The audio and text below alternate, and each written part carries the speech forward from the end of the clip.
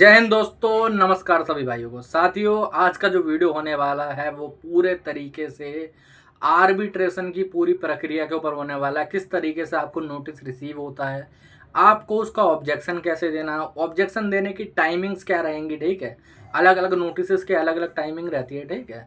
कितनी बार आपको ऑब्जेक्शन देना पड़ेगा और ये आर्बिट्रेशन आखिर होता क्या है, आर्बिट्रेशन किस चिड़िया का नाम है, ठीक है। जो जो नए लोन डिफॉल्टर होंगे उन्होंने इसके बारे में पहली बार सुना होगा, और जो लोग इसके बारे में दूसरी बार या फिर तीसरी बार सुन रहे हैं उनको मैं पूरे तरीके से बता देना चाहता हूँ कि आपकी टेंशन आज के वीडियो के बाद खत्म हो जाएगा। मैं पूरा तरीका बता दूंगा किस तरीके से कहाँ पर और कब कब ऑब्जेक्शन लगवाया जाता है, ठीक है।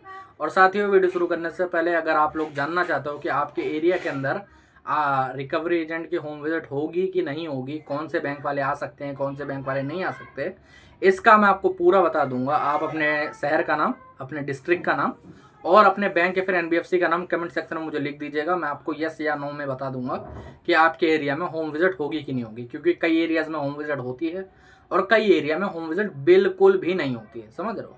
ऐसे बहुत सारे एरिया यहाँ पर जिनके पास 50 लाख का भी लोन है लेकिन वहाँ पर होम विजिट नहीं होती है, क्योंकि वहाँ पर होम विजिट प्रॉपरली बैन हो चुकी है, बंद हो चुकी है, समझ रहे हो। बंद क्यों हो चुकी है? क्योंकि एजेंसी ने खुद ब्लैकलिस्ट कर रखा है, एजेंसी खुद ही वहाँ नहीं जाना चाहती है, ठीक है। तो अब तरीका क्या है, देखो आर्बिट्रेशन होता क्यों है, क्या वजह है। कई लोगों का एक सवाल ये आता है कि मैंने तो ऑनलाइन लोन लिया है, अनसिक्योर लोन है मेरा, उसके अंदर तो कुछ हो ही नहीं सकता, मेरे ऊपर तो कोई कार्रवाई नहीं हो सकती है, तो ये आर्बिट्रेशन क्यों होगा। तो मेरे भाई, आपने चाहे ऑनलाइन लोन लिया हो या फिर ऑफलाइन लोन लिया हो, 100% लोन्स के अंदर, मैं यहाँ तक कि सिक्योर लोन्स के अंदर भी आर्बिट्रेशन का क्लॉज लगा होता है। जब आप लोग टिक मारते जाते हो ना, या फिर ओटीपी देते जाते हो कि भाई साहब यहाँ पर ओटीपी भर दी, यहाँ पर आपने टिक मार दिया टर्म्स एंड कंडीशन के अंदर, वहाँ पर एक क्लॉज होता है आर्बिट्रेशन एंड काउंसलेशन एक्ट का, ठीक है। अब ये एक्ट क्या कहता है, इस एक्ट का सीधा सीधा कहना है कि जब भी किसी भी दो पार्टीज के बीच में कोई भी दिक्कत होती है, जैसे मान लो आपके और बैंक के बीच में कोई भी डिस्ट्रीब्यूट होता है, कोई भी प्रॉब्लम खड़ी होती है, तो वहाँ पर एक आर्बिट्रेटर रखा जाएगा, ठीक है। एक मीडिएटर होगा, जैसे मान लो मीडिएटर कह लो, आर्बिट्रेटर कह लो, जो कह सकते हो, ठीक है, ओके। वो रखा जाएगा और वो बीच में एक ऑर्डर करेगा, जिस ऑर्डर को दोनों ही व्यक्तियों को मानना पड़ेगा, और उस ऑर्डर के चलते ही आगे चल के आगे कार्रवाई होगी, ठीक है। अब कई भाई लोग बोलते हैं कि चलो कोई बात नहीं, आर्बिट्रेटर हो भी जाएगा तो मेरा आर्बिट्रेशन हो भी जाएगा तो मेरे साथ क्या ही हो जाएगा, मेरे को क्या ही परेशानी आ जाएगी। तो मेरे भाई, मैं एक चीज़ बता देना चाहता हूँ, अगर आर्बिट्रेशन का अवार्ड आपके अगेंस्ट में पास होता है तो आपके जितने भी बैंक अकाउंट है, आपके पैन कार्ड से लिंक जितने भी बैंक अकाउंट है, और अगर आपके लोन के अंदर कोई को बोरोवर है, कोई को गारंटर है, तो उसके भी बैंक अकाउंट्स और उसकी भी एफडी वगैरह फ्रीज हो सकती है, समझे। अगर आप सैलरीड पर्सन हो, गवर्नमेंट एम्प्लॉय पर्सन हो, ठीक है, कहीं पर भी गवर्नमेंट एम्प्लॉय हो, तो मेरे भाई आपकी सैलरी भी 60% तक डिडक्ट हो सकती है, ठीक है। आपके एम्प्लॉयर को नोटिस चला जाएगा और उसको 60% सैलरी आपसे काट के देनी पड़ेगी बैंक को, सिंपली तरीके से। फिर आपकी सैलरी चाहे 50,000 हो, चाहे 1 लाख हो, ठीक है, आपकी 60% तक सैलरी कट सकती है। और एक जो सबसे बड़ी दिक्कत हो सकती है अवार्ड के बाद, वो ये हो सकती है, आपके जितने भी मूवेबल एसेट हैं, ठीक है, जैसे कोई बाइक हो गई, कोई घड़ी हो गई, कोई अपना प्रिंटर हो गया, कोई सोफ़ा हो गया, कोई टीवी हो गया, कोई फ्रिज हो गया, घर के बर्तन तक इसके अंदर काउंट होते हैं, ठीक है। उनकी अटैचमेंट हो सकती है, मतलब उनकी नीलामी हो सकती है, समझ रहे हो। और इसको हल्के में बिल्कुल मत लें, ऐसा बहुत सारे फ्यूचर्स में लोगों के साथ हो चुका है, जिन्होंने आर्बिट्रेशन के नोटिस को इग्नोर करा, उनके बैंक अकाउंट फ्रीज हुए, उनकी सैलरी अटैच हुई, उनके घर का मोबाइल जितना भी सामान था, कार और बाइक भी इसके अंदर आते हैं, ठीक है। आप लोग सोच रहे होगे ना कि कार इसके अंदर नहीं आता होगा, तो कार भी उसी के अंदर आता है, समझ रहे हो।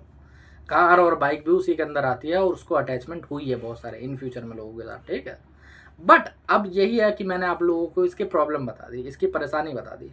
अब इसका कोई उपाय भी तो होगा, है ना। अब इसका कोई उपाय भी तो होगा। अब जो वही है जो कि जो मारने वाला ही वही बचाने वाला भी है। अब मैं बता देता हूँ इसका उपाय क्या है। तो इसी एक्ट के अंदर ये भी चीज़ें मेंशन है कि जो आर्बिट्रेशन है वो दोनों लोगों की सहमति से ही हो सकता है।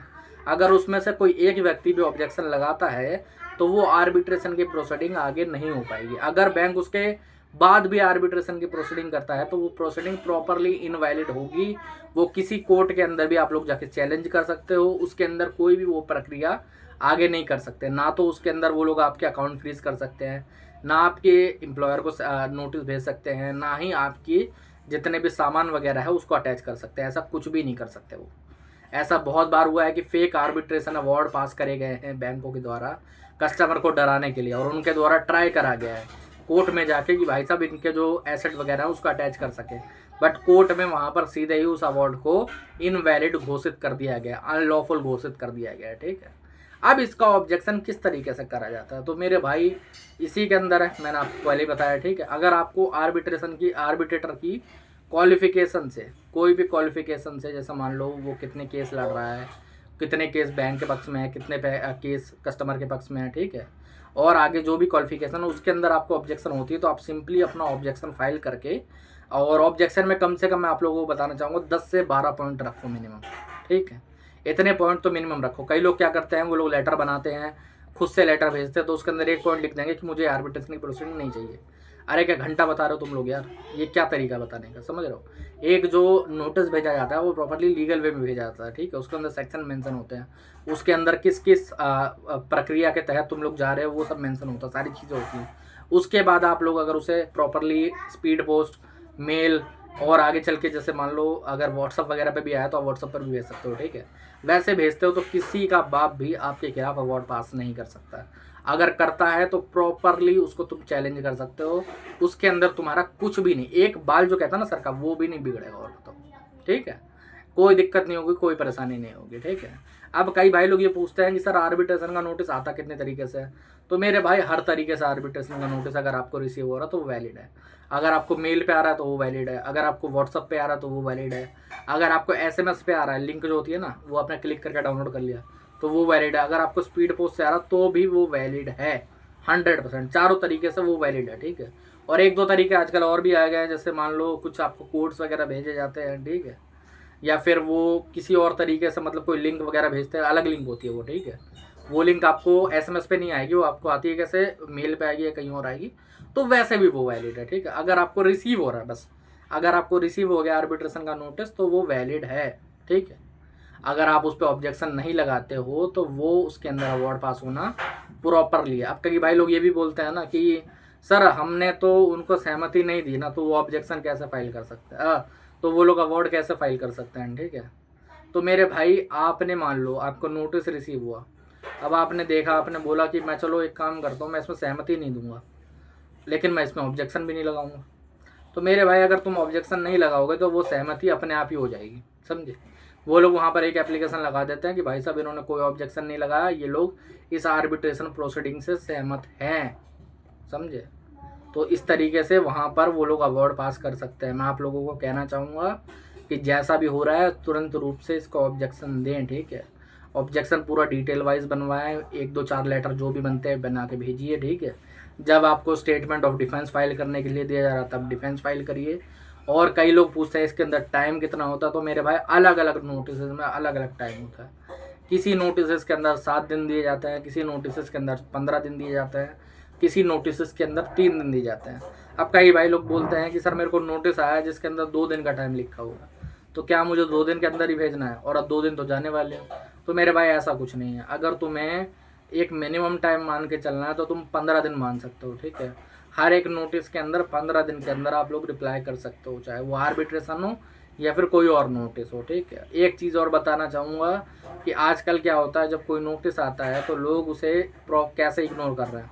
एक व्यक्ति था जिसको डिमांड नोटिस आया, उसने उसको इग्नोर कर दिया क्योंकि डिमांड नोटिस था, उसका रिप्लाई देके क्या फ़ायदा है, नहीं। बट मेरे भाई उसके जो 7th पॉइंट था, ठीक है, जो 7th पॉइंट था उसके अंदर सीधे मेंशन था कि इस नोटिस को एज अ आर्बिट्रेशन 21 सेक्शन के अंदर आर्बिट्रेशन का नोटिस माना जाएगा।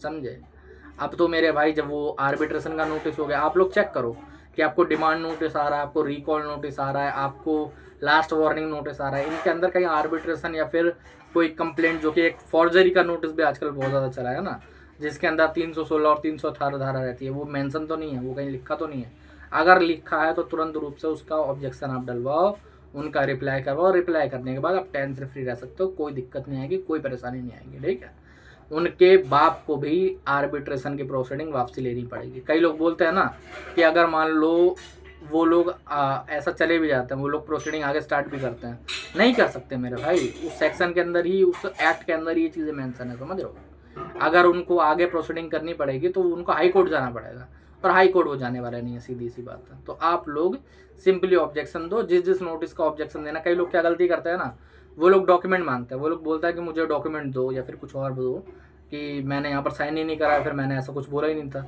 ये चीज़ सही करते हैं वो, लेकिन क्या होता है कि जब बैंक डॉक्यूमेंट वगैरह प्रोवाइड करवा देते हैं तब वो लोग ऑब्जेक्शन नहीं डालते हैं कि भाई ये डॉक्यूमेंट तो चलो ठीक है, लेकिन मेरे को प्रोसीडिंग नहीं चाहिए, मेरी मर्जी है। ऐसा भी आप करवा सकते हो चाहो तो, ठीक है, लेकिन वो लोग नहीं करते। तो क्या होता है, वो ऑब्जेक्शन अपने आप ही कैंसिल हो जाता है उनका, अगले में वो हो जाता है, ठीक है। कई लोगों को मल्टीपल, जैसे मान लो एक रेफरेंस नंबर के अंदर नोटिस आया था, ठीक है, जनवरी में, अब उन्होंने उसका ऑब्जेक्शन दे दिया, वो कैंसिल हो गया। अब वो क्या करेंगे, मार्च में एक और नोटिस भेजेंगे आर्बिट्रेशन का, अब उसका रेफरेंस नंबर अलग होगा, वो नोटिस ही अलग होगा। तो ऐसे में लोग सोचते हैं कि मैंने तो ऑब्जेक्शन दे दिया था इसका, तो मैं इसको छोड़ देता हूँ। अगर आप उसको छोड़ोगे तो उसके अंदर भी अवार्ड पास हो सकता है। आपको चेक करना है पूरे नोटिस को, किसी भी एक्सपर्ट से दिखवाना, चाहे हमसे दिखवाओ या किसी और से दिखवाओ, ठीक है। और किसी फ़ोन वाले से मत दिखवाना भाई, मैं पहले तुम्हें बता देना चाहता हूँ, ठीक है। क्योंकि ऐसे कई फ़ोन वाले हैं जो लोगों की ज़िंदगी बर्बाद कर चुके हैं, खाली इतना बोल के कि आप इसको इग्नोर कर दो, समझे। इग्नोर करने के बाद लोगों की ऐसी तैसी हुई कि आप लोग सोच भी नहीं सकते, समझे। किसी के घर में अटैचमेंट हुई, किसी के अकाउंट फ्रीज हुए। ऐसे ही मेरे एक सब्सक्राइबर थे, उन्होंने बताया था कि उन्होंने अपना पास वाले एक बंदे से दिखवाया था, उन्होंने बोल दिया कि भाई इसको इग्नोर कर सकते हो, इग्नोर करा, आर्बिट्रेशन अवार्ड पास हो, उसको भी इग्नोर कर दिया, आगे चल के इनके अकाउंट फ्रीज हो गए, ठीक है। अभी सैलरी तो करते नहीं, तो जो अटैचमेंट हो, तो इनके अकाउंट फ्रीज होगा, अकाउंट में फंड भी पड़ा हुआ था। तो जब हम लोगों ने PIL वगैरह लगवाई तो उसके कम से कम 3 महीने बाद उनके अकाउंट फ्रीज से हटे थे, समझे। तो आप लोग पहले ही बुद्धिमानी वाला काम करो, आप लोग बुद्धिमानी वाला काम करो, ऑब्जेक्शन दो, टेंशन फ्री हो जाओ, कोई दिक्कत वाली बात नहीं, ठीक है। आज के वीडियो में इतने था, ये सब चीज़ें बतानी थी। अगर कोई और दिक्कत हो, कोई और परेशानी हो, कुछ और ज़रूरत है, हमसे जुड़ना चाहते हो, हमसे बात करना चाहते हो, किसी नोटिस का रिप्लाई लिखवाना चाहते हो, ऊपर नंबर आ रहा है, आप मुझे व्हाट्सएप पर मैसेज कर सकते हो, ठीक है। जय हिंद।